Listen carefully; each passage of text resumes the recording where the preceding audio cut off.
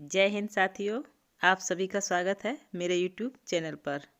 एक बार पुनः UP police constable री एग्ज़ाम की तैयारी में आप जुट जाइए और जितनी शिद्दत से पहले आपने तैयारी की थी उससे दुगनी शिद्दत से फिर तैयारी कीजिए और सफलता आपके कदम जरूर चूमेगी। इस वीडियो में उत्तर प्रदेश पुलिस कांस्टेबल परीक्षा में पिछले वर्षों में पूछे जाने वाले प्रश्न हैं, साथ ही साथ यूपी जीके से संबंधित प्रश्नों को भी इसमें रखा गया है।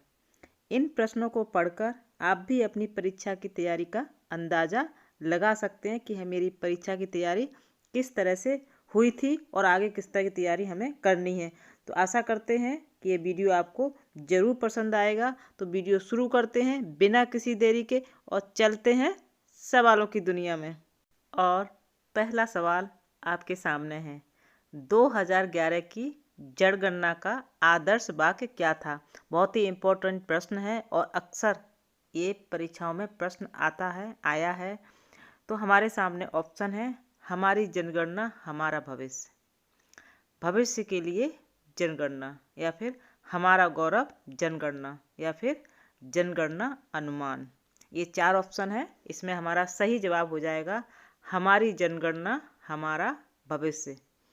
भारत की 2011 की जनगणना का आदर्श वाक्य था, हमारी जनगणना हमारा भविष्य। ये 15वां कार्यकाल था जो भारत में जनगणना के संबंध में गृह मंत्रालय द्वारा संचालित किया गया था। भारत की अगली जनगणना 2021 में आयोजित की जाएगी। कब की जाएगी? 2021 में आयोजित की जाएगी और यह 16वां कार्यकाल होगा।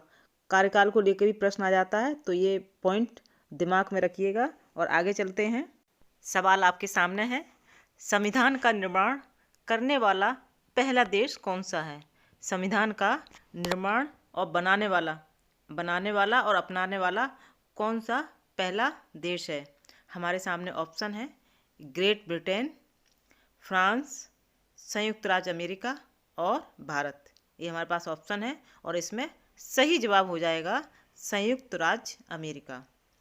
संयुक्त राज्य अमेरिका संविधान बनाने और अपनाने वाला पहला देश था। लिखित संविधान की प्रथा प्रारंभिक औपनिवेशिक अमेरिका से शुरू हुई थी और संयुक्त राज्य अमेरिका के संस्थापक पिताओं में से एक जेम्स मैडिसन ने यह दस्तावेज लिखा जिसने संविधान के लिए मॉडल का गठन किया। ये कुछ इंपॉर्टेंट पॉइंट थे, वो भी मैंने आपको बता दिए हैं। आगे चलते हैं और प्रश्न है, कबीरदास के गुरु का नाम क्या था। कबीरदास के गुरु कौन थे। हमारे सामने ऑप्शन है, तुलसीदास, रामानंद, रामानुजाचार्य, वल्लभाचार्य। तो इसका सही जवाब हो जाएगा रामानंद। संत रामानंद राम मगरी से जुड़े हुए हैं और 14वीं शताब्दी राम भक्ति जो शाखा थी, राम भक्ति के मुख्य पथ प्रदर्शक थे। आगे चलते हैं और प्रश्न है, किस विदेशी यात्री ने भारत का दौरा सबसे पहले किया। वो कौन सा विदेशी यात्री था जिसने भारत का दौरा सबसे पहले किया गया था उनके द्वारा।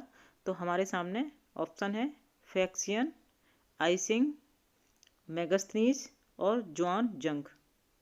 अगर आपको इसका जवाब मालूम है तो कमेंट अवश्य करना और इसका सही जवाब हो जाएगा मेगास्थनीज। मेगास्थनीज भारत का दौरा करने वाला सबसे पहला व्यक्ति था। वह सेल्यूकस के राजदूत थे और वह चंद्रगुप्त और यूनानियों द्वारा सेंड्रोकोट्स के नाम से जाने जाते थे। वह इंडिका पुस्तक के लेखक भी थे। साथ साथ वीडियो को लाइक भी करते चलिए और चैनल को सब्सक्राइब कर लीजिए अगर आप नए जुड़े हैं तो। चलते हैं और सवाल है, हर्षवर्धन ने किस सभा में अपना सारा सामान दान में दे दिया। वो कौन सी सभा थी, किस शहर में सभा आयोजित की गई थी जिसमें उन्होंने अपना सारा सामान दान में दे दिया। ऑप्शन है, प्रयाग की सभा, कन्नौज की सभा, थानेश्वर की सभा, या फिर इनमें से कोई नहीं। तो इसका राइट आंसर हो जाएगा प्रयाग की सभा। हर्षवर्धन ने प्रयाग की सभा में अपना सारा सामान दान में दे दिया और वह अपना सामान जनता के कल्याण के लिए दान में दिया था। और उनका साम्राज्य, हर्षवर्धन का साम्राज्य उत्तर में पंजाब, कश्मीर और नेपाल से लेकर दक्षिण में नर्मदा नदी तक फैलाया था।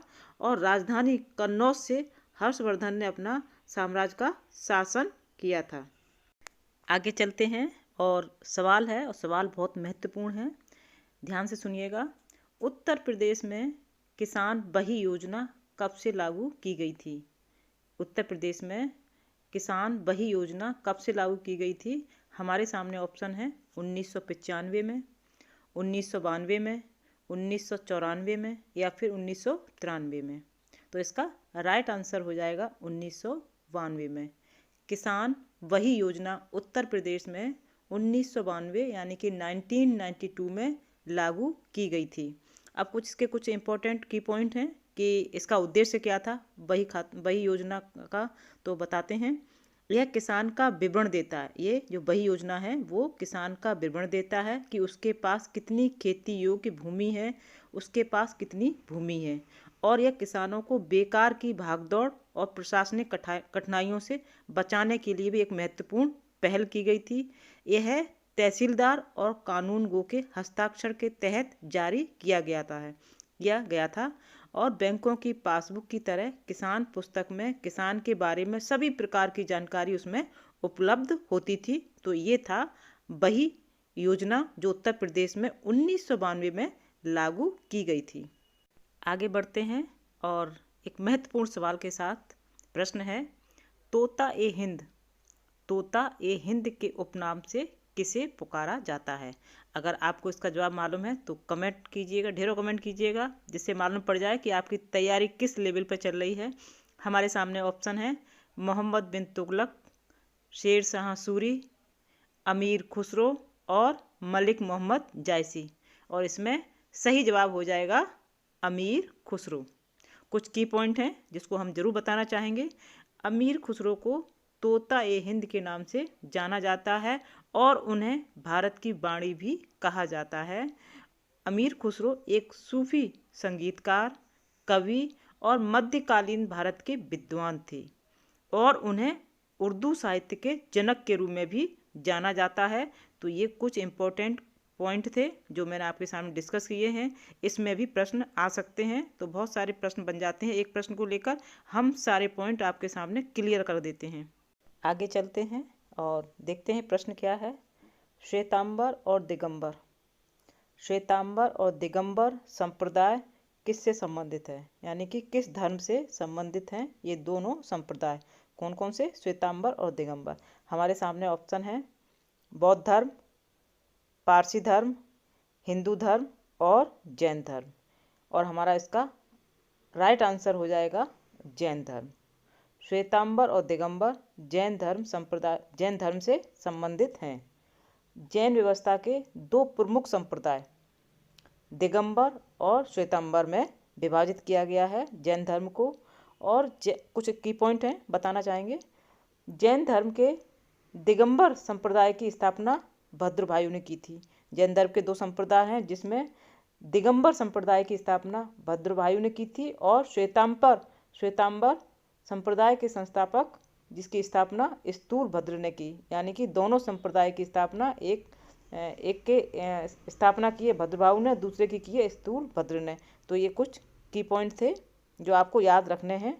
आगे बढ़ते हैं और सवाल है, एशिया का सबसे बड़ा पशु मेला कहाँ आयोजित किया जाता है? एशिया का ना कि भारत का, एशिया का सबसे बड़ा पशु मेला कहाँ पर आयोजित किया जाता है? हमारे पास 4 ऑप्शन हैं, हरिद्वार में, सोनपुर में, पुष्कर में, नासिक में। और इसका अगर आपको मालूम है तो जवाब दीजिए। और इसका सही जवाब हो जाएगा सोनपुर में। एशिया का सबसे बड़ा पशु मेला सोनपुर में आयोजित किया जाता है और सोनपुर बिहार राज्य में पड़ता है। और इसे हरिहर क्षेत्र मेला के नाम से बहुत प्रसिद्ध है। हरिहर क्षेत्र के नाम से सोनपुर में जो आयोजित होता है मेला, वो हरिहर क्षेत्र के मेला के नाम से बहुत प्रसिद्ध है। और ये नवंबर और दिसंबर के महीने में इस मेले का आयोजन किया जाता है। आगे चलते हैं और प्रश्न आपके सामने है, सिक्किम का भारत में विलय किसने किया था? सिक्किम में भारत का विलय किसने किया था? इम्पोर्टेंट प्रश्न है और इसकी जानकारी होनी भी चाहिए। हमारे सामने ऑप्शन है Lord Hastings, Lord William Bentinck, Lord Dalhousie और लॉर्ड ऑकलैंड। ये 4 ऑप्शन है और इसमें हमारा सही जवाब हो जाएगा लॉर्ड डलहौजी। लॉर्ड डलहौजी ने सिक्किम को भारत में विलय किया था। और कुछ की पॉइंट हैं। सिक्किम चोग्याल द्वारा शासित एक भारतीय रियासत हुआ करती थी, चोग्याल द्वारा। और 1947 में ब्रिटिश सर्वोच्चता की समाप्ति के बाद सिक्किम भारत का एक संरक्षित राज्य बन गया था, लेकिन 36वां संविधान संशोधन अधिनियम 1975 के बाद सिक्किम को भारतीय संघ का पूर्ण राज्य बनाने का दर्जा दिया गया था। और सिक्किम का कब्जा करने वाले सबसे पहले जो एक संज्ञान में व्यक्ति आए संज्ञान में हैं वो हैं लेपचा। देखो ये कुछ इंपॉर्टेंट की पॉइंट थे जो आपके सामने रख दिए। आपका प्रश्न आपके सामने है, भारत का सबसे महत्वपूर्ण लघु उद्योग कौन सा है? सबसे महत्वपूर्ण लघु उद्योग कौन सा है? ऑप्शन है चमड़ा उद्योग, कपास उद्योग, पेट्रोलियम उद्योग और हथकरघा उद्योग। ये 4 हमारे पास ऑप्शन है और इसमें सही जवाब हो जाएगा हथकरघा उद्योग। भारत का सबसे महत्वपूर्ण लघु उद्योग हथकरघा उद्योग है। यूँ तो बहुत सारे उद्योग हैं, चमड़ा उद्योग, बर्तन निर्माण उद्योग, सूती वस्त्र उद्योग, कपास उद्योग, बहुत सारे महत्वपूर्ण उद्योग हैं, लेकिन हथकरघा उद्योग की तुलना में कम महत्व है उनका। और ये सबसे महत्वपूर्ण लघु उद्योग है हथकरघा उद्योग। आपका सवाल आपके सामने है, भारत को कितने डाक जोन में विभाजित किया गया है? भारत में जो डाक व्यवस्था है वो कितने जोन में विभाजित की गई है? हमारे सामने ऑप्शन है 6 जोन में, 10 जोन में, 7 जोन में या फिर 9 जोन में। ये 4 ऑप्शन है और हमारा इसमें सही जवाब हो जाएगा 9 जोन में। भारत में कुल 9 डाक क्षेत्र हैं, जिसमें 8 प्रादेशिक क्षेत्र हैं और 1 कार्यात्मक क्षेत्र है जिसे भारतीय सेना के लिए शामिल है। ये हमारे पास 9 जोन हैं। कभी कभी आंसर में जो ऑप्शन होते हैं उसमें 8 दे दिए जाते हैं, तो 8 भी आप लिख सकते हैं क्योंकि एक हमारा कार्यात्मक क्षेत्र है। तो इस तरह से 9 हमारे भारतीय डाक जोन हैं, भारतीय डाक जोन में विभाजित किया गया है। आपका प्रश्न आपके सामने है, प्राचीन काल में किस शहर का नाम अवंतिका था?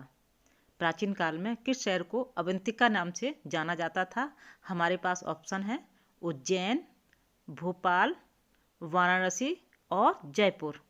तो इसमें हमारा राइट आंसर हो जाएगा उज्जैन। उज्जैन को प्राचीन काल में अवंतिका के नाम से जाना जाता था, अवंतिका के नाम से जाना जाता था। और कुछ की पॉइंट हैं जिनको एडिशन करना चाहेंगे।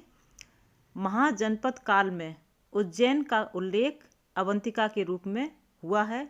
और चांद प्रद्योत अवंतिका महाजनपद का सबसे लोकप्रिय शासक हुए हैं। कौन? चांद प्रद्योत, वो लोकप्रिय शासक हुए हैं। और ये आपका राइट आंसर हो गया उज्जैन, जिसको अवंतिका के नाम से जाना जाता है। हमने इस वीडियो में सभी महत्वपूर्ण सवाल को उठाया है जिससे कि आपके लिए वो उपयोगी साबित हो सकें। और ये सारे प्रश्न परीक्षाओं में आ चुके हैं, पिछली परीक्षाओं में, तो ये सभी पॉइंट आपके लिए बेहद इम्पोर्टेंट हैं। आगे चलते हैं और प्रश्न आपके सामने है, देवदासी प्रथा। देवदासी प्रथा भारत के किस भाग में प्रचलित है? इम्पोर्टेंट प्रश्न है। देवदासी प्रथा भारत के किस भाग में प्रचलित है? आपके सामने ऑप्शन है पूर्वी भारत, दक्षिण भारत, पश्चिम भारत और उत्तरी भारत। तो इसमें हमारा राइट आंसर हो जाएगा दक्षिण भारत। देवदासी प्रथा भारत के दक्षिण भाग में अधिक व्यापक थी और मध्य युगीन काल में, जो कि 10वीं और 11वीं शताब्दी के आसपास, यह परंपरा अपने चरम पर थी। यानी कि बहुत ज़्यादा इसका बहुत महत्व था। महत्व क्या था? बहुत प्रचलित थी। तो ये सारे पॉइंट थे। उम्मीद है कि आपको ये वीडियो अवश्य पसंद आया होगा, क्योंकि सारे प्रश्न बहुत ही महत्वपूर्ण लिए हमने सारे इस वीडियो में। तो आपने एक एक प्रश्न को बहुत ध्यान से सुना होगा। आने वाली परीक्षा में आप ये सारे प्रश्न आसानी से कर सकते हैं। और हर प्रश्न की मैंने विस्तृत व्याख्या भी की है, जिससे कि इधर उधर से कोई प्रश्न आए उस प्रश्न से जुड़ा हुआ तो आप आसानी से कर सकते हैं। तो वीडियो को लाइक करें, शेयर करें और चैनल को सब्सक्राइब अवश्य कर लें, जिससे कि सारे नोटिफिकेशन आपके पास समय से पहुंच जाएं। और इसी के साथ जय हिंद, जय भारत।